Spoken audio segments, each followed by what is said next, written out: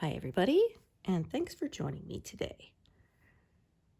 Moving right along on this, I have less than 4,000 stitches remaining now. Yay!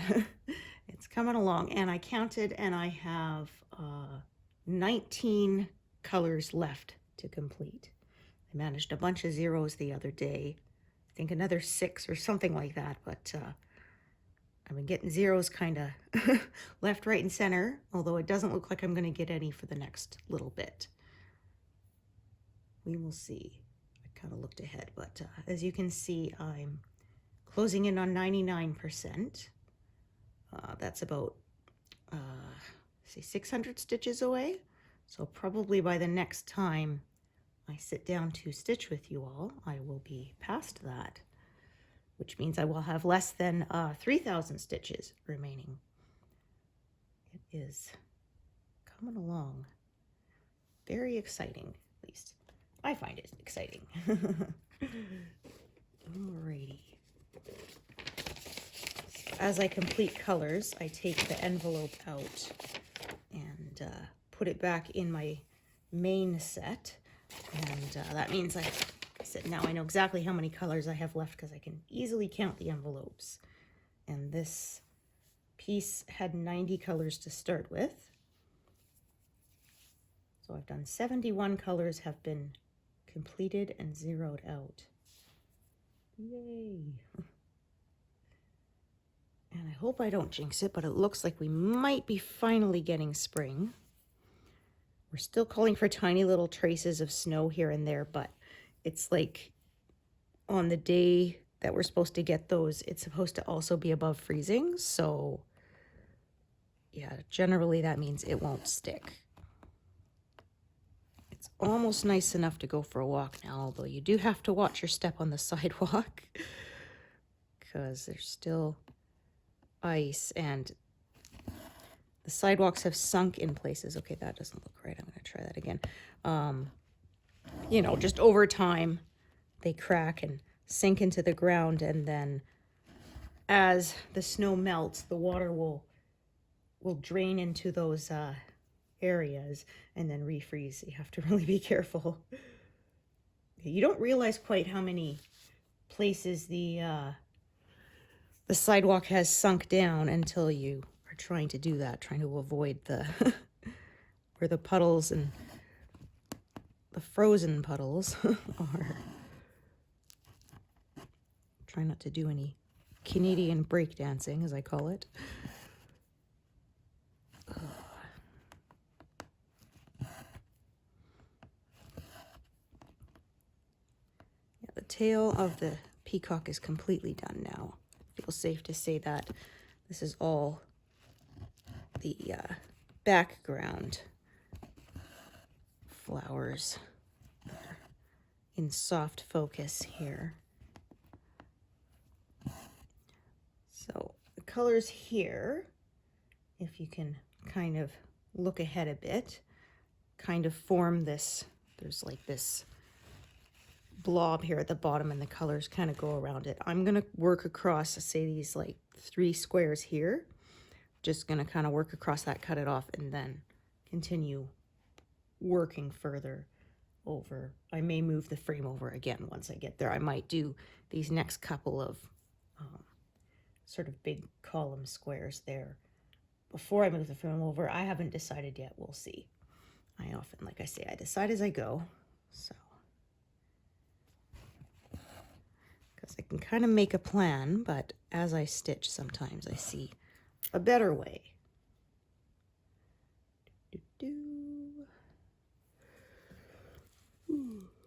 I think I have no colors. Yeah, the color that has the most stitches left is under 1,000, so nothing is above 1,000 now.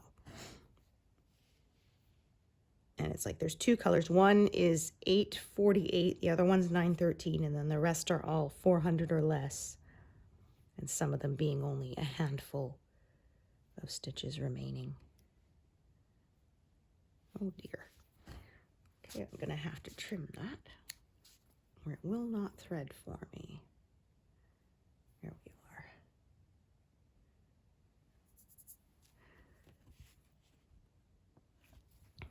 across these as I go. So here there's a bit more bigger blocks, but for a while it was a lot of sort of like skinny stripes almost. The colors are very interlocked with each other, which is another reason why I prefer to stitch without leaving gaps. I found I used to sort of stitch by color, and when I had to leave sort of, you know, skinny 1 stitch wide strips between colors, I found it was a little harder to get my needle through when they were surrounded by other stitches, and I miscounted a lot more. Oh, sorry guys. I knew that camera was close, but it was a little closer than I thought. Try not to do that again.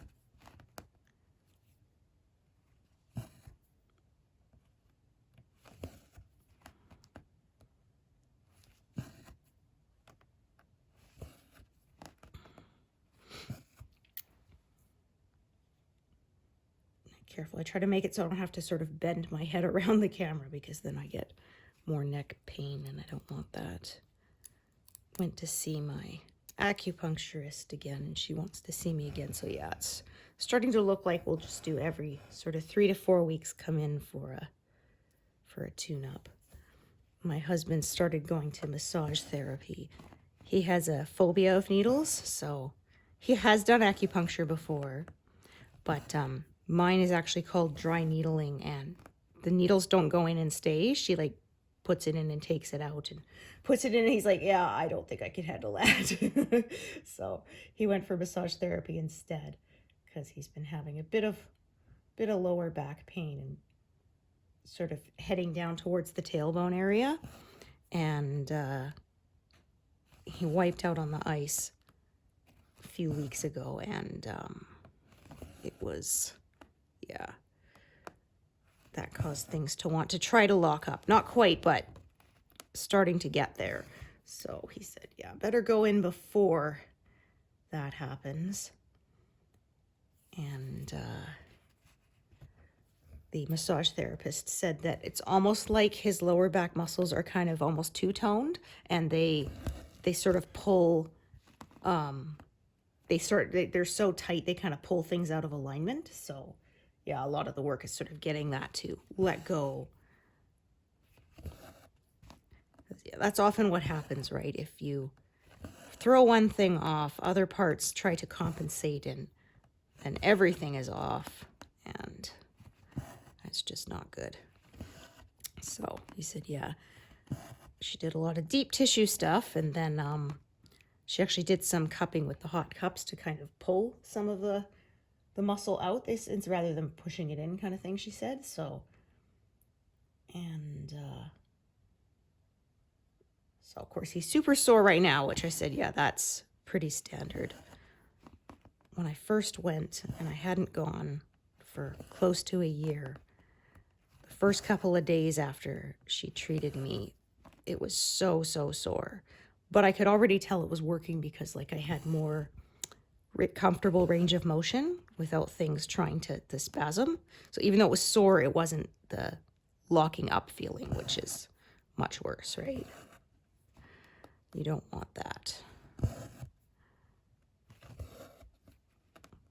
It's funny too how sometimes the movement that causes a spasm is not even that extreme of a movement, right? And yeah, it's so weird. Like my husband tore his Achilles years earlier, and he said, yeah, and it was a simple thing. He was hopping over a puddle, and when he landed on, his foot landed on the ground, he heard and felt a pop, and then couldn't, move his foot anymore, couldn't flex or push it down anymore. And so I had to take him to the ER, and he had to hop in because we didn't have any crutches. And as soon as someone stopped, like, okay, I'm getting you a wheelchair right now.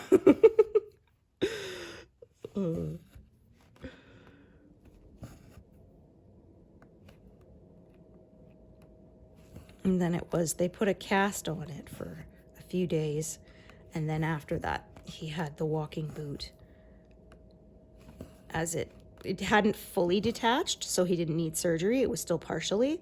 So they said, yeah, basically you support it and give it time to heal. And then of course the heel in the walking boot, you have these wedges that you slowly lower it until it's stretched out and working again. And yeah, that tendon has been thicker ever since because of the scar tissue, right? Kind of like how a bone heals back thicker. Same kind of thing, so.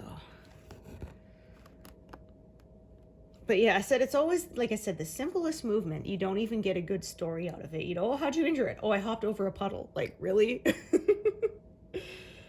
Or I said the last time my neck locked up, I was using a pillow that was too thick. And I just was rolling over in my sleep and the pain just exploded up the side of my neck. I said, again, like, nothing, not even a good story, nothing exciting. Just turning over in my sleep and pow.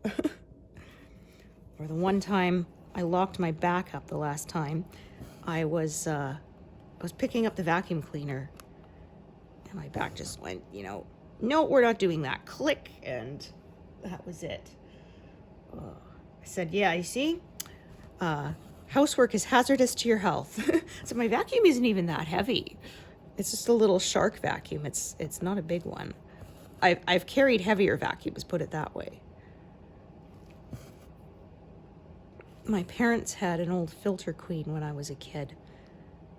It was a wedding present, and geez, I'm trying to think. I think it finally died when I was about 16.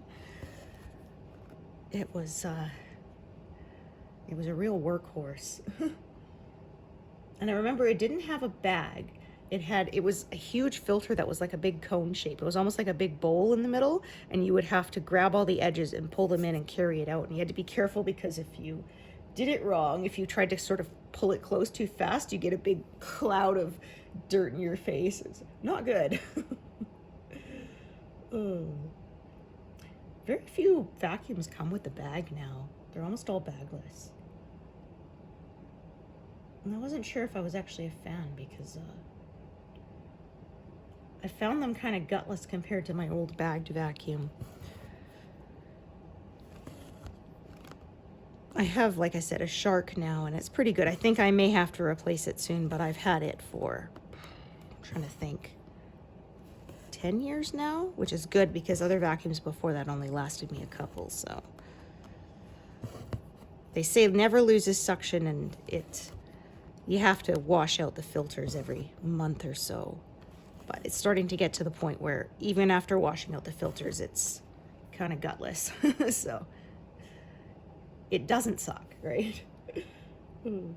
Yeah, that was a vacuum repair place in town. They repair and sell them, and they have their tagline is, "Our products really suck."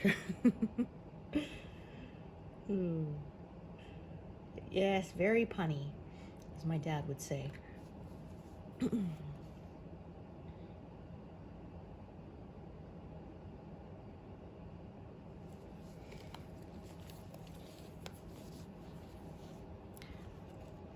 Do.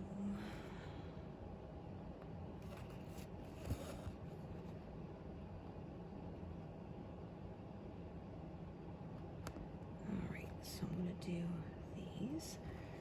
So this is a color I'm probably going to end up with more than one strand at some point.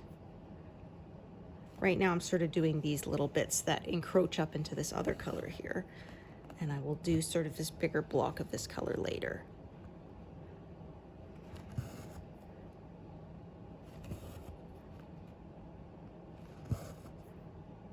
Lots of blues here. It's almost all blue. I think there might be some kind of blue, light violet, like a periwinkle color coming up soon.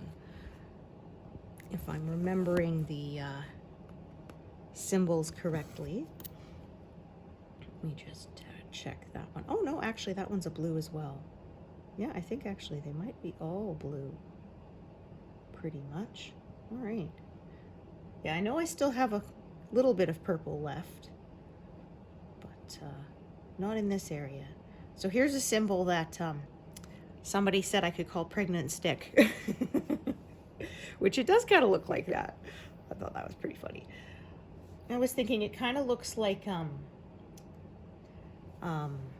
eighth rest if you play music. A little bit, not quite, because the eighth rest is more kind of tilted and stuff, but a little bit. But yeah, pregnant stick. It does kind of look like that too. Yeah, I think meatball on a skewer is entirely done now. That was one of the ones I zeroed out the other day.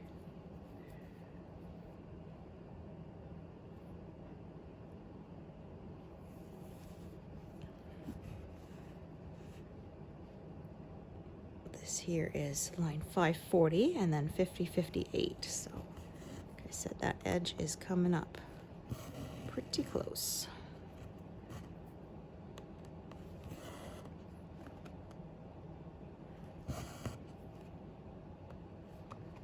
Oh, I just realized that stitch looks a little funny. Let's take a look here. This one. Oh, I think there's a fluffy, that's why. Yeah, okay, that's what makes it look funny. There we go. All right. Just kind of making an optical illusion. Oh, I'm glad it's just a fuzzy. That's an easier fix.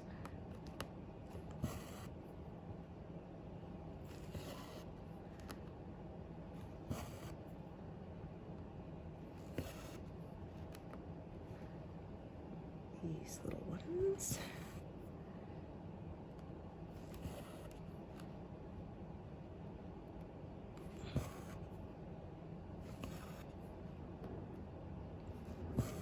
Yes, you can probably hear vehicles traveling up and down my street right now. It's it melts to slush, then it freezes overnight, so it's very crackly when you drive over it. I'm glad when that's gone.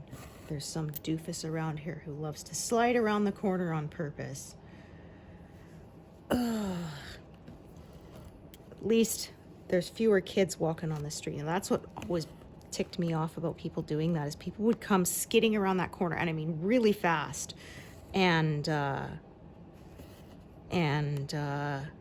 know, sometimes kids were walking on the street because the sidewalks were too, people didn't clear them because there was a school nearby, and I was always terrified that one day somebody's kid was going to go flying off of a car hood, and thank goodness that never happened. But yeah, so every time I saw someone skid around that corner, I was like, yeah, you jerk. You know, go find an empty parking lot if you want to do that.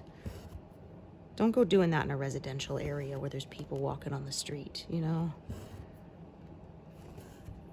There was one guy who did it, and he misjudged how fast, and he smacked into the curb. And, like, he wasn't hurt, but I think he dinged up his wheel rim a bit, and I kind of looked and went, ha ha. The guy was always driving like a maniac down the street. I think he must have moved away because I haven't seen him for a few years, but yeah. There was once, we were both approaching the four-way stop, so I was coming up this way, and he was coming this way, and he was flying, of course, like usual, you know, lead foot, and tries to hit the brakes to get to the four-way stop and skids right into the intersection. And plus, I was pulling to a stop at the four-way before he even got there, and he skids halfway through, and then he tries to keep going, and I kind of look at him and lift my hand off the steering like, excuse me, it's my turn. I was here at the four-way stop first. Like, just because you skidded halfway into it doesn't mean it's your turn. Like,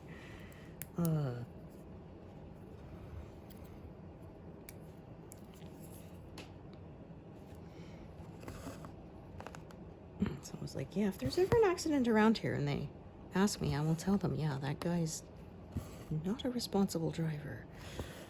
But yeah, like I said, I haven't seen him for a long time, so I think he probably moved away. I haven't seen his car, because it, you know, could just be he stopped, maybe he got caught and got in trouble, but I haven't seen his vehicle either for quite a while, so.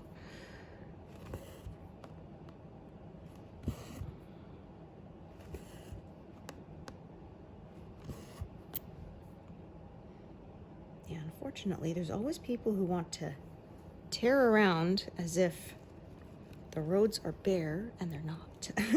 They might be bare in places right now as the snow melts, but they are not bare everywhere, so you got to be careful.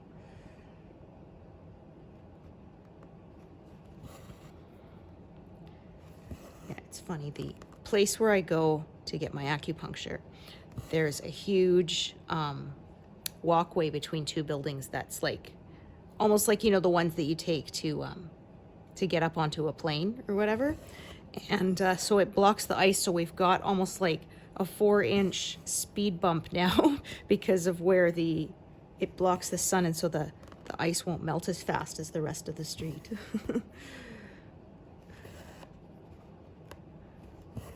Acts like a giant speed bump.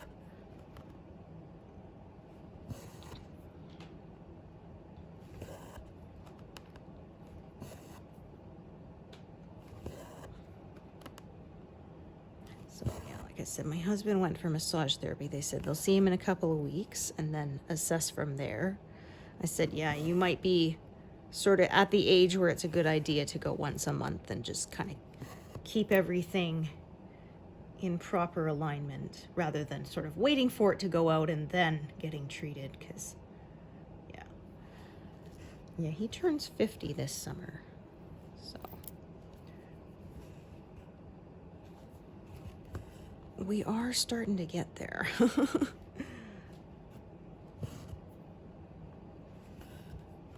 Don't feel that old, but yeah, those years do creep up on you, don't they? My dad's, I remember, like I said, I think my dad was more freaked out when I turned 30 than I was. And my dad said, well, you know, at a certain point where an adult, you kind of just don't really count how old you are. But when you realize, holy cow, my kid is 30, then that means I'm definitely a lot older than 30.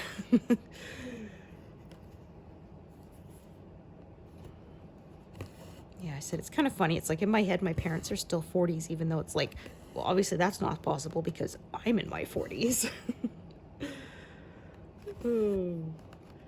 Okay, so I think I'm gonna do a bit of this and maybe one row of this for now.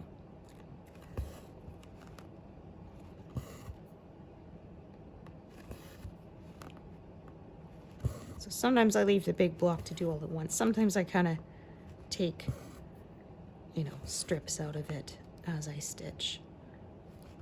It's just how I feel like. It'll all look the same in the end, right? As long as I've used the correct color.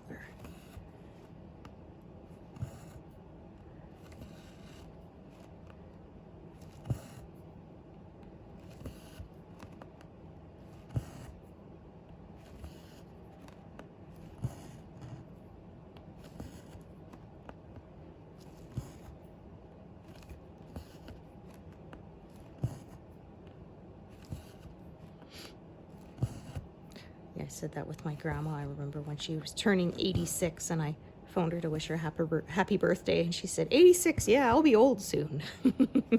She was definitely young at heart. Yeah.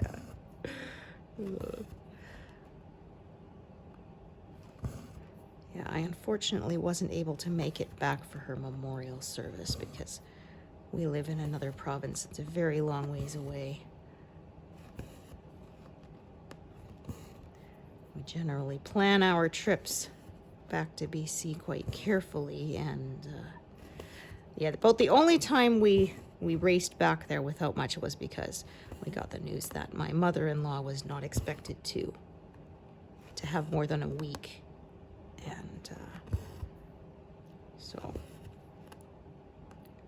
we dropped everything and headed back there so that we could say goodbye to her in person. And yeah, I was saying it was nice, at least she was still lucid enough that she recognized all of us, and she was really glad that we were able to make it.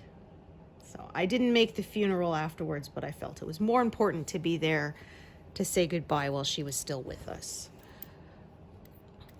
My husband did fly back, but I couldn't take any more time off work, so.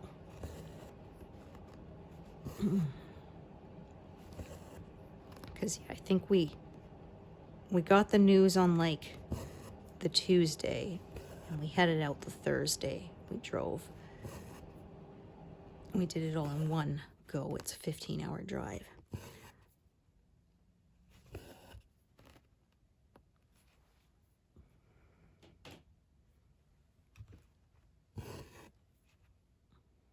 Yeah, she had moments where she was a little confused, but she did, like I said, she knew who we were.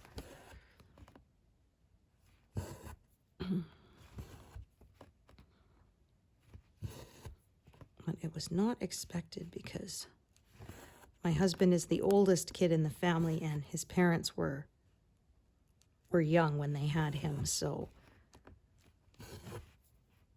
we expected them to outlive my parents, kind of thing.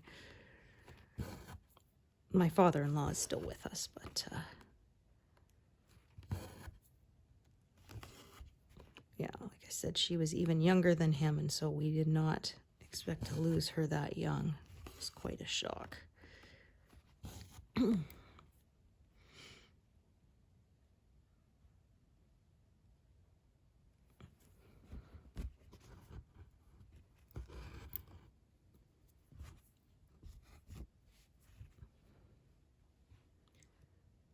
Like I said, to around this, yeah, because there's more coming. I might even go that far right, but I think I'm going to cut it off sort of around here for now, and because the colors are going to start kind of going that way, so I'm just going to kind of stay here, work all this, then move over. And okay, for a second I was like, wait a minute, but I realized this thread was parked at the bottom of this little bit that I highlighted, not the top. So for a second I was thinking, this doesn't match, before remembering that the thread was coming from the bottom, not the top.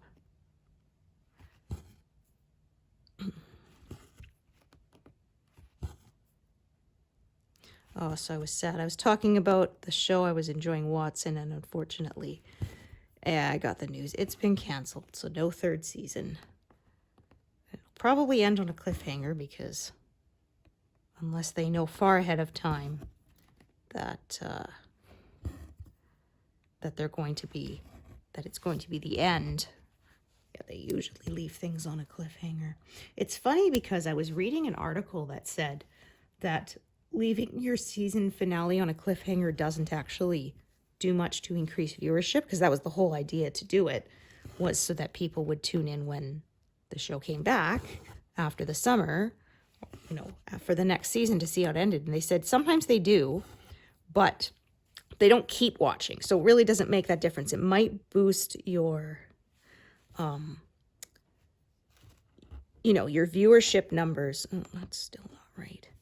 It might boost your viewership numbers for the premiere, but that won't translate to more viewers for the rest of the season, which of course is what, you know, what the ratings are dependent on, so that they can get renewed.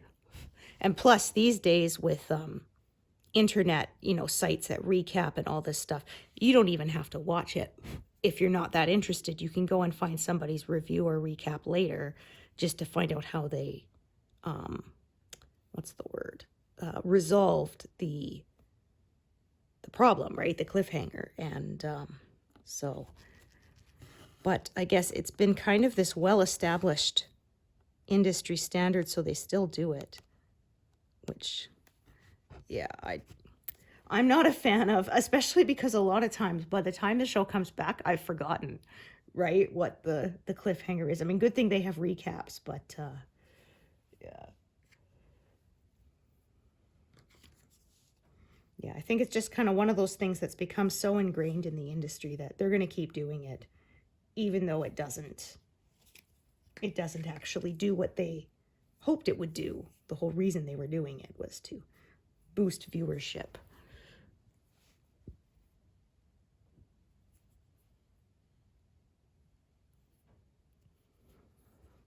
It's funny because then you have the opposite. I remember there was one time,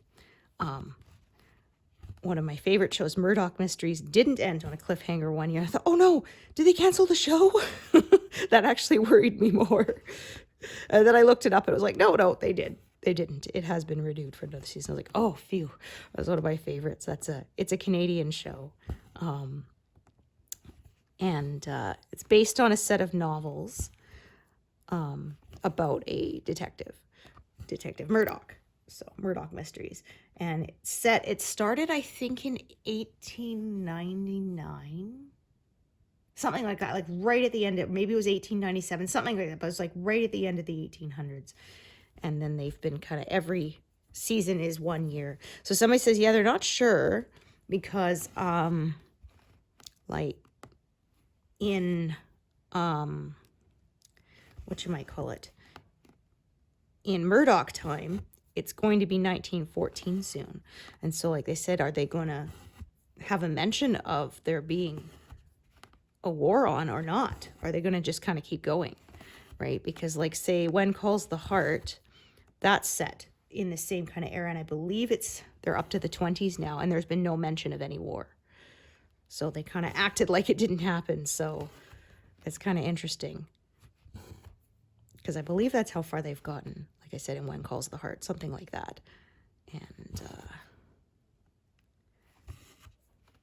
And then, yeah, so we don't know if Murdoch Mysteries is going to or not, because they do tend to bring in historical events and figures when they can. Like the very first episode, the Nikola Tesla was one of the characters, who was, of course, Murdoch's hero, because he's a scientist, tinkerer kind of guy. And yeah, and it was funny because they talk about, moving pictures will be a thing. And he says, yes, and perhaps people will even have them in their homes. We could call it, and I think Murdoch says a telekinetoscope. And then Tesla says, or a television. And then they basically say like, oh, we don't really see that catching on, Like they do a lot of meta stuff like that. Like there was one episode called The Murdoch Appreciation Society, and it was a bunch of, I think they were like college age students, were fans of his. And so they made up a mystery for him to solve.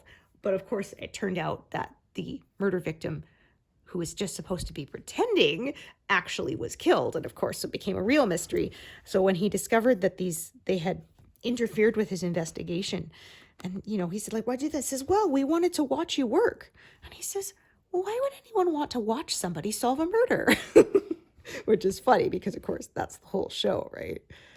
Like, I think we're 300 episodes in or more now. And, I mean, crime procedurals are extremely popular. They're one of the most popular formats of television that we have, right? Darn it. I was hoping that would be enough for the stitch, but no, I could barely squeak 3 stitches out. So 4 is just not going to happen. Not when I also need to tie off this thread. It was funny too because the actor, the main character actor, he has 3 grown daughters, and one of the members of the Murdoch Appreciation Society is his daughter in real life. And it's funny because I didn't know it at first till they mentioned it in behind the scenes, and then the next time I watched it, I'm like, oh yeah, I can see the resemblance now.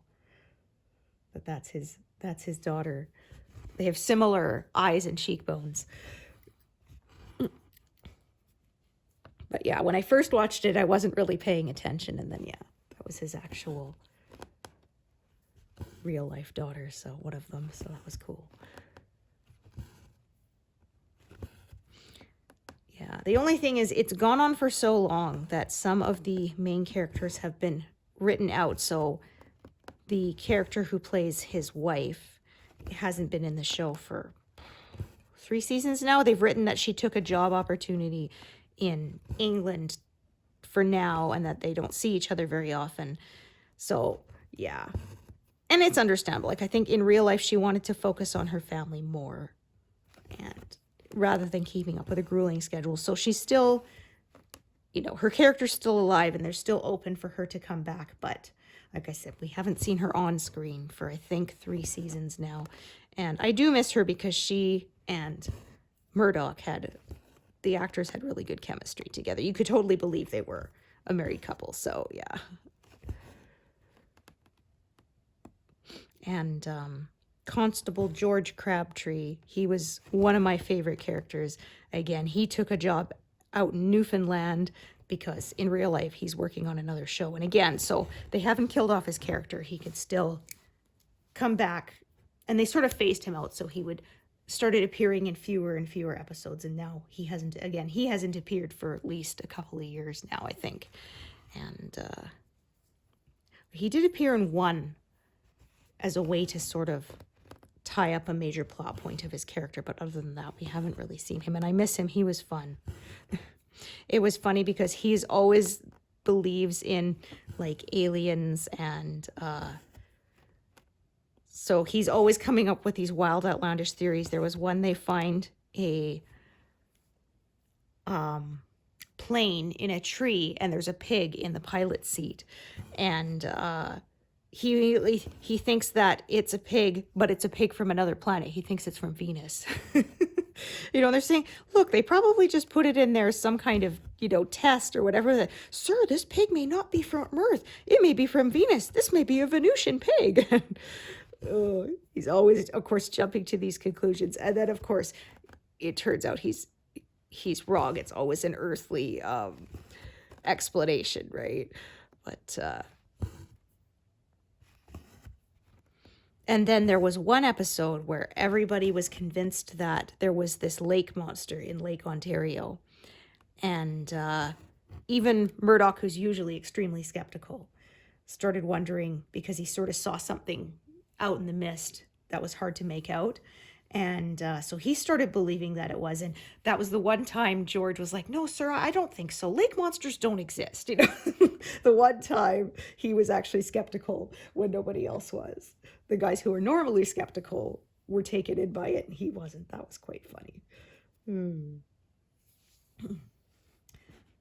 But, so I believe if you're in Canada, you can watch, I believe, the entire series on CBC Gem for free with ads, or you could pay for a premium no ads. And if you're outside of Canada, I believe it's on Acorn TV. Oh, I thought I had turned my phone into...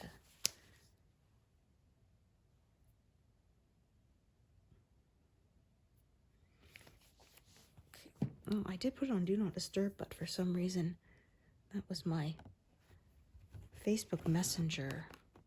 Didn't disturb. Oh, I think, yeah, you have to change this thing, and it went to focus. Yeah, it's annoying, the toggle. You have to actually select the one that silences all the notifications, and that one didn't. Yeah, they updated it a while ago and changed it, and I don't like that as much. They split it into different levels of Do Not Disturb, and you can no longer just toggle it with one tap, which is what I used to do. I was telling my son to use that one because he would turn his ringer off, but we have it set so that Do Not Disturb, like my number, his dad's number, our home line number, will all ring through in case of an emergency.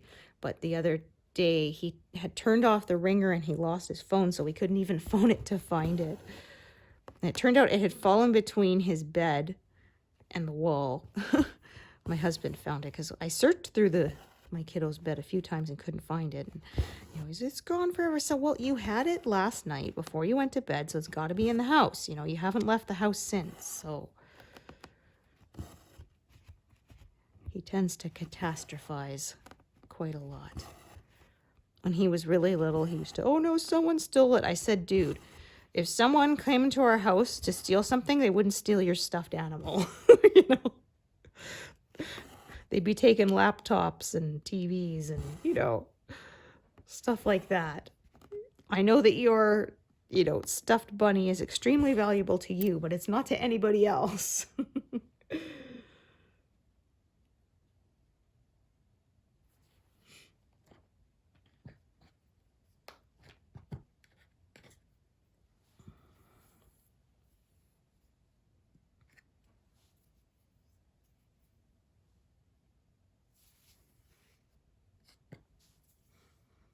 Here's another color that's starting to, yeah, come down to the end. Not today, but it's getting there.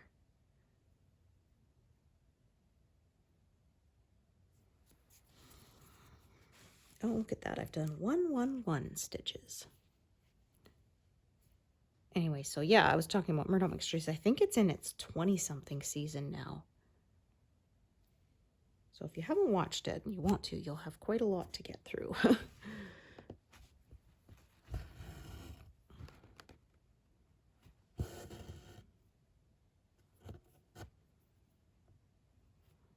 And like I said, all the little inventions that the main character comes up with are stuff that actually would have been possible with the technology of the time. So that's fun. Like he made a metal detector where someone had to ride a stationary bike and then the other person would hold sort of the probe and it would beep and stuff like that. And it was stuff that was actually, like I said, could have been possible with the technology of the time. Even if no one actually invented a metal detector till much later, it would have been possible. So it's fun.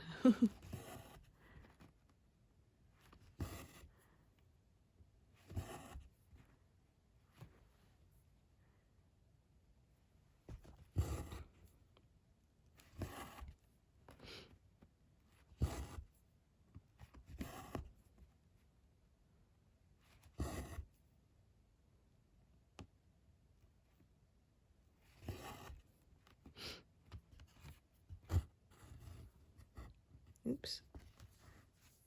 That's not good. Nope, that's not right either. It came up between those strands, which I don't want to do.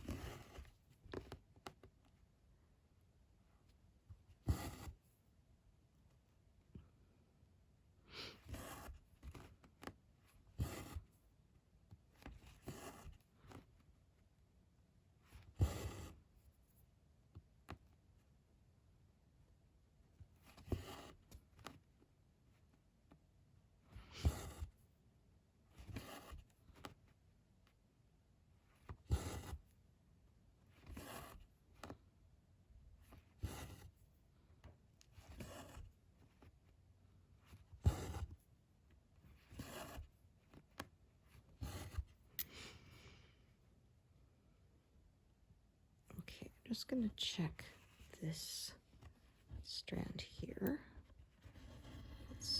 Yeah, it's a long one. Okay, so I'm gonna just attach a short one to do the one stitch there. If that other one that was already parked was a really short piece, then I would have attached a longer one and carried it over. But since that's a long one there, I don't need two long strands in the same area. So that is why I chose to do that.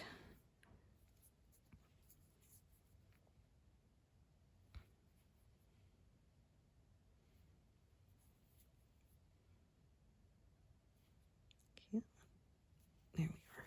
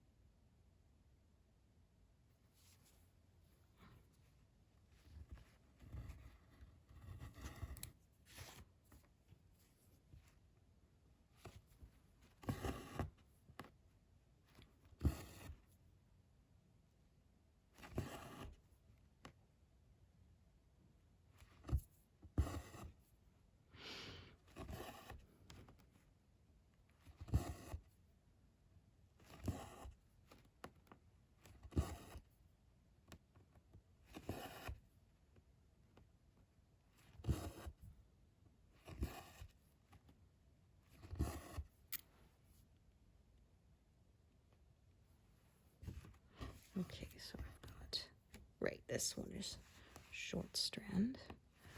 In fact, I parked it over here on purpose so I could use it for the one stitch by itself here.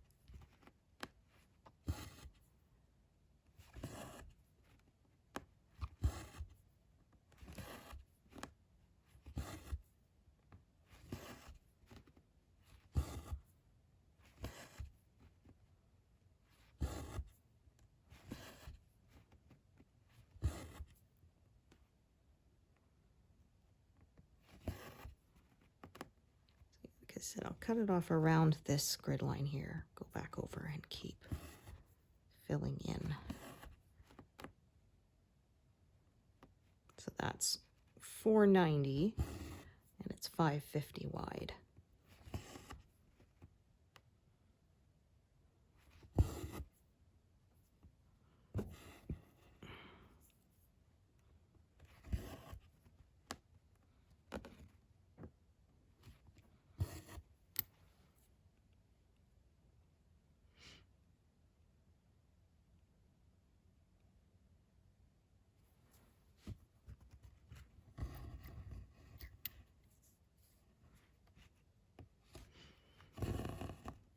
That's no good.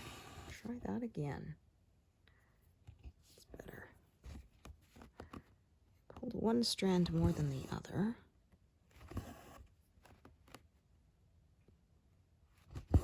Don't want that. Makes it half loose and then it snarls, which you don't want either.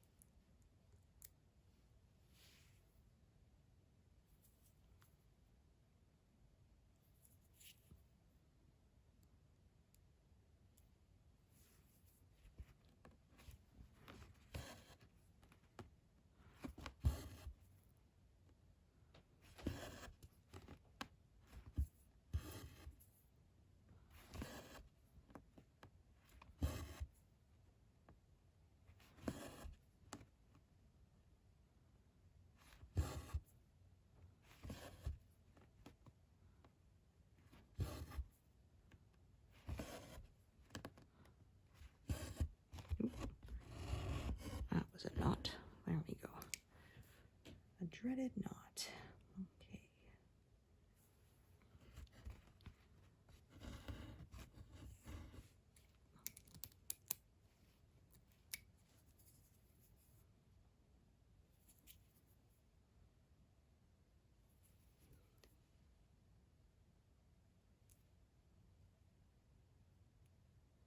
No, that's no good. Hate when it does that. Shreds it instead of going through smoothly.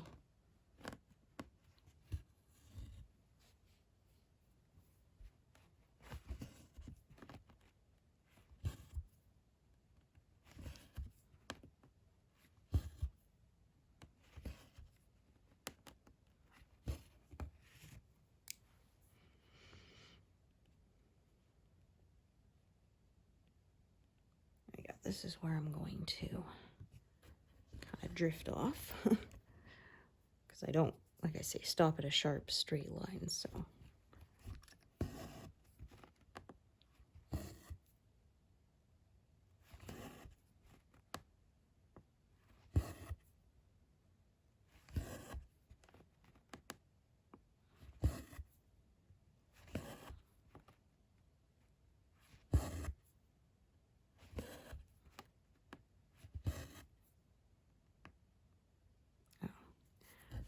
realized I split those two strands when this came up.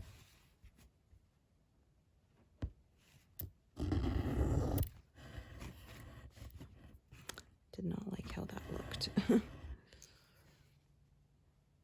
want them to lie sort of next to each other, not going through.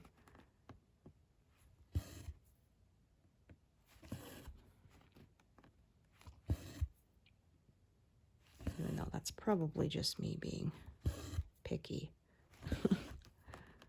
When you look at the whole project, you wouldn't even notice.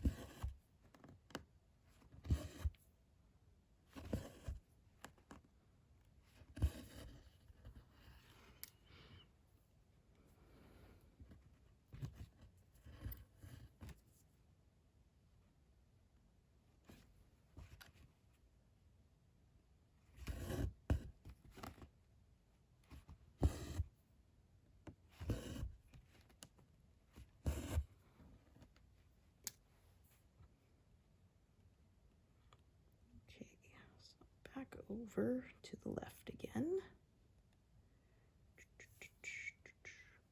All right, so I'm probably going to start working down and then over in other strips again. So I work it all sorts of directions.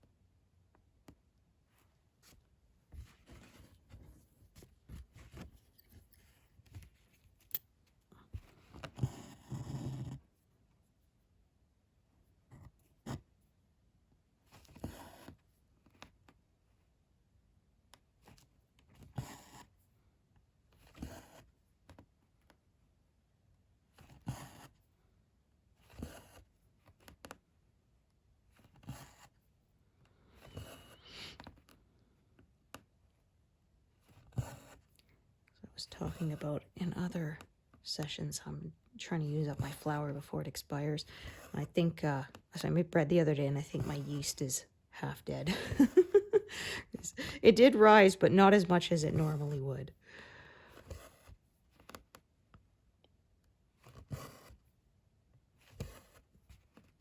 Yeah, unfortunately, I don't make bread enough that usually my yeast doesn't last long enough. I do keep it in the fridge, which helps it to last longer than in the cupboard, but yeah, I think it's kind of dead.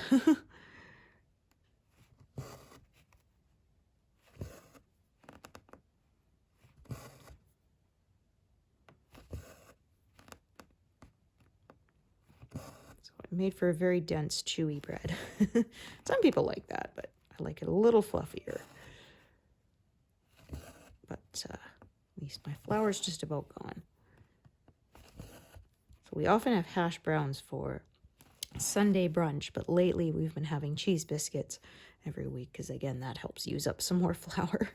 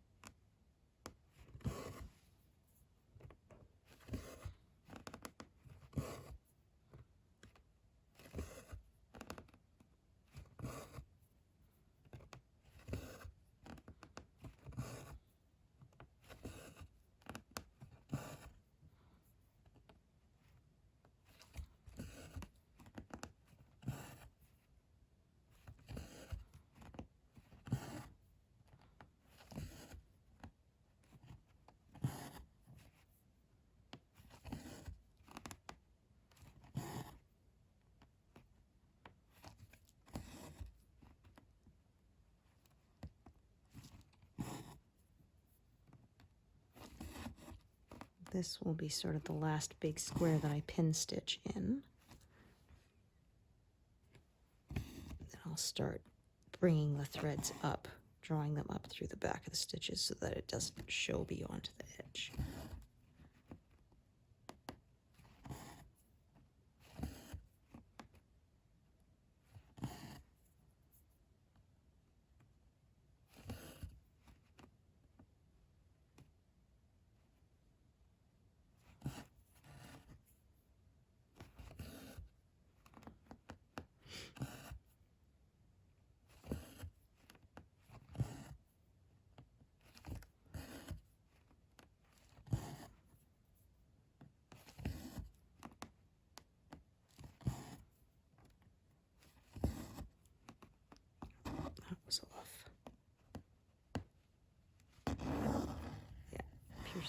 fabric instead of going down in the correct spot.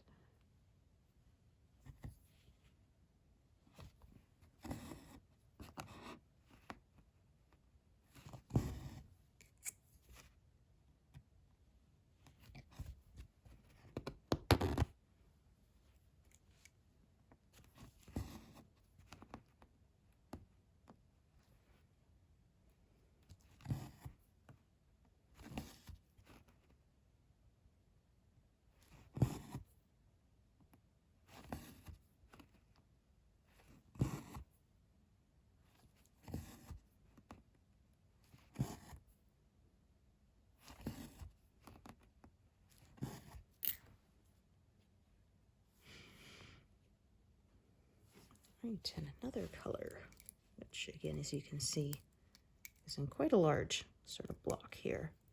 It goes around that, like I said, kind of big blob at the bottom.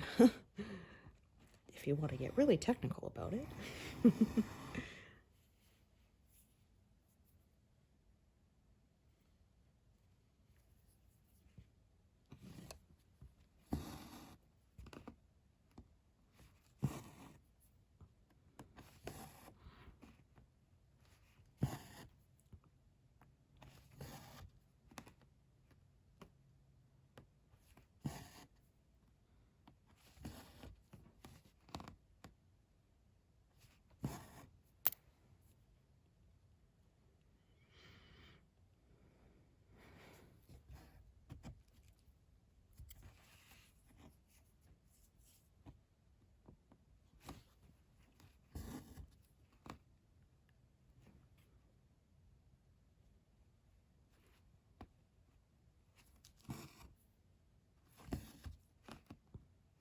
And as you can see, there was a big block of this color.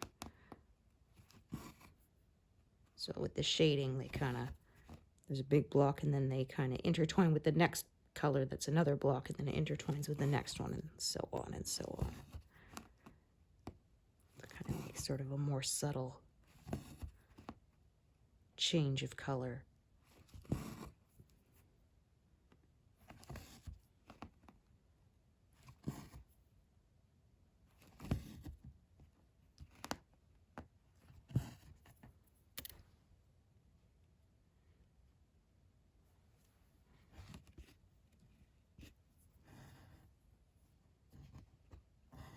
Just making sure again I've grabbed the correct strand.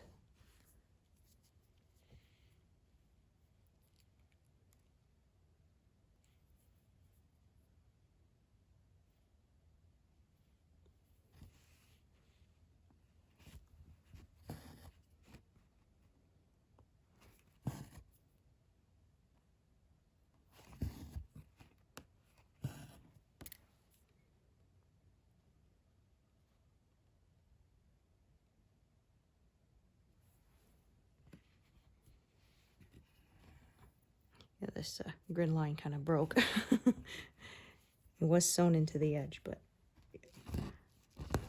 at one point it broke. But that's all right, good enough. Be pulling it out soon anyway. So yeah, when I finish, it usually takes me a couple of hours. I'll sit down and pull all the grid lines out, which can be quite satisfying. Yeah, people ask if you can save these pieces to grid with them again, but I find that no, once you pull them out, they get very curly, like curling ribbon. Yeah, from the friction of being pulled through the fabric. So, I mean, technically I think you could, but I think it'd be more trouble than it's worth, the way it would knot up on you. You have to be careful when you're pulling it through not to yank on it too fast, or it will snarl, and then you've got to cut it, and it's, yeah, a bit more of a, so you have to pull it out nice and smooth and steady.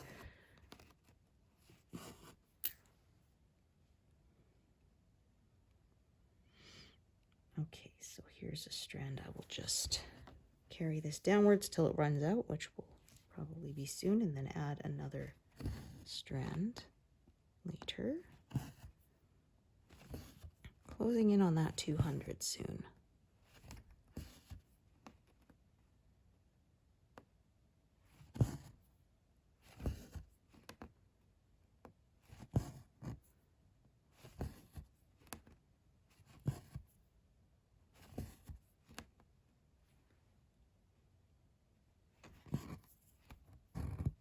Oh, darn it. I made a knot. I hate that.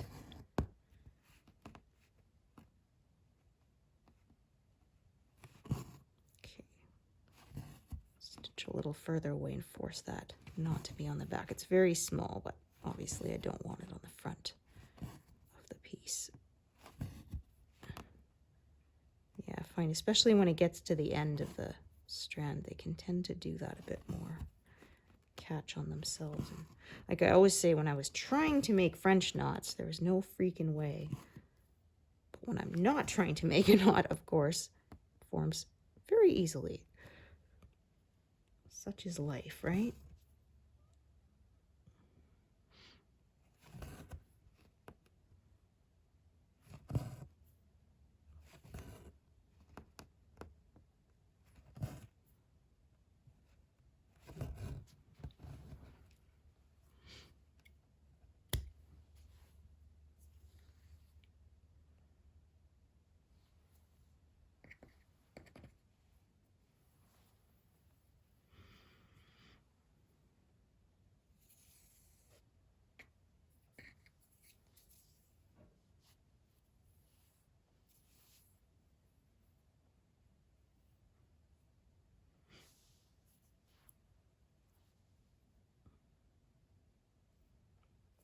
Oops.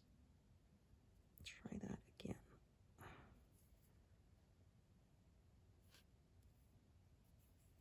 Couldn't line up the ends here. All right, so I'll do these bunch here. That is,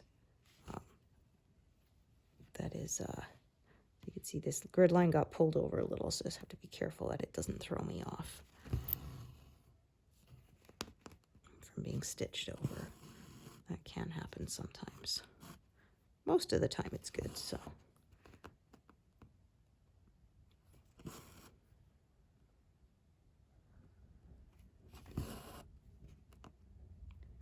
So if I do all of these here that are highlighted, that will take me to past 200, which is where I usually like to stop. There's another grid line there that's broken as well. Yeah, as I said, as you can see, it gets curly.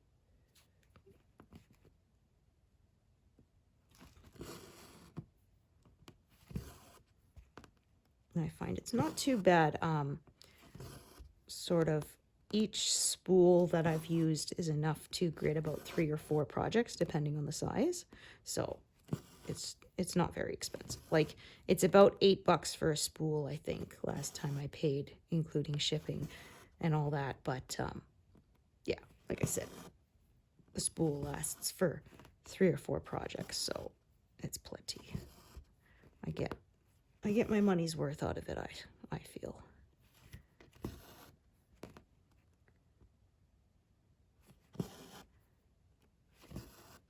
Of course, it depends how big your projects are. Like if you stitch on, say, 25 count or something instead of 14, you'll probably get even more projects gridded out of one spool because it won't have to go over such a large area. I'm stitching on 14, so yeah, it takes more. It takes more thread.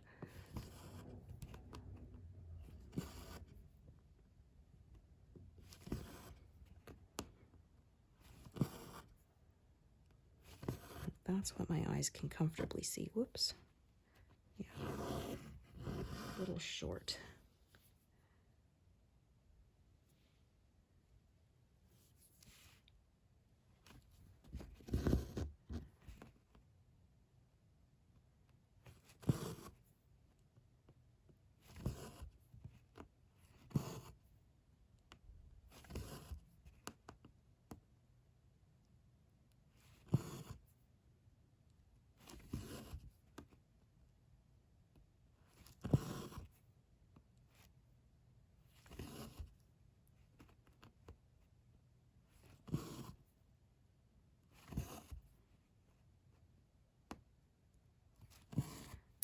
park that one there, and that one will be carried down to do the stitches here. I'll do another strand that will go out the other way.